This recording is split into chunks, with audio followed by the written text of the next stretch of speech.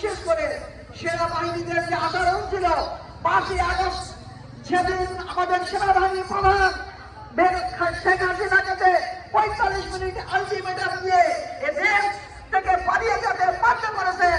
যে সেনাবাহিনীকে আমরা ধন্যবাদ জানাই। সাথে সাথে আমাদের পুলিশ বাহিনী ছিল আমাদের সব বিপক্ষে, বারবার আমাদের স্টেজের দায়িত্বশীলদের ধরেছে, গ্রেফতার করেছে, অত্যাচার করেছে, আমাদের নেতাদেরকে ফাঁসি দিয়েছে। সেই পুলিশ বাহিনীদেরকে ওই 5 তারিখ সন্ধ্যার সময় জামাত ইসলামের নেতৃবৃন্দ তাদের থানা থেকে উদ্ধার করে আমাদের সাতক্ষীরায় পৌঁছাতে তারা সক্ষম হয়েছে। আমি সেই পুলিশ বাহিনীকে জানাতে চাই, আপনারা সেই সব প্রভুদেরকে ভুলে যান।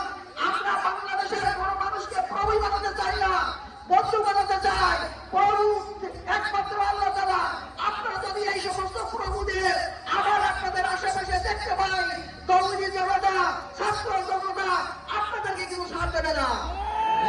সাথে আমরা ইউরোপ প্রশাসন, সকল প্রশাসনকে জানাতে চাই, মাননীয় নির্বাহী কর্মকর্তা আপনি কোথায় ছিলেন আমরা সব জানি, কি কাজ করেছেন আমরা জানি, এসিলেন আপনারা কোথায় ছিলেন আমরা জানি, আমরা কি কি কাজ করেছেন জানি, ওসি সাহেব আপনারা কোথায় ছিলেন, কি কি কাজ করেছেন জানি, আমরা সব কিন্তু 5 তারিখে ঘর বাঁধতে দিচ্ছি।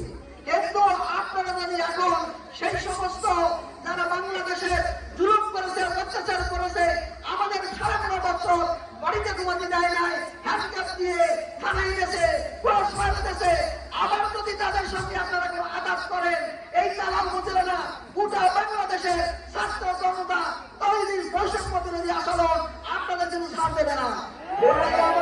সবশেষে আজকের আপনাদের সকলের শুভকামনা করে আজকের এই অনুষ্ঠান সফল হোক, সার্থক হোক। আগামীতে জাতীয় নির্বাচন, স্থানীয় নির্বাচনে আপনারা সকলে ভূমিকা রাখতে হবে, সঠিক ভূমিকা। এই আহ্বান থেকে আমার কথা শেষ করছি। আসসালামু আলাইকুম ওয়া রাহমাতুল্লাহি ওয়া বারাকাতুহু।